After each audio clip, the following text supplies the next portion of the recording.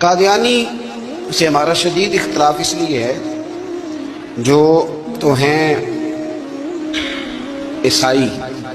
وہ تو ایک الگ دین مانتے ہیں، بات ختم ہو گئی، ٹھیک ہے، وہ اپنا عبادت گاہیں بھی بناتے ہیں، سارا کچھ کرتے ہیں، کریں۔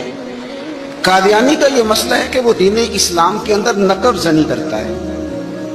وہ دین کا حلیہ بگاڑتا ہے۔ وہ کہتا ہے کہ نبی پاک علیہ السلام کے بعد بھی کوئی نبی آ سکتا ہے،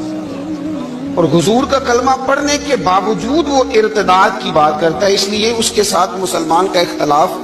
زیادہ سخت ہے کہ عیسائی کم از کم اسلام کا حلیہ تو نہیں نہ بگاڑتے، ایک الگ دین کو مانتے، اور یہ کلمہ پڑھ کے، قرآن پڑھ کے، ایک نئے نبی کا تصور پیش کر کے ایک ایسا دروازہ کھولتے ہیں کہ جو دین کی ساری شکل و صورت کو بگاڑ دے گا۔ اس لیے قادیانی کل بھی کافر تھے، آج بھی کافر ہیں، اور صبح قیامت تک یہ کافر ہی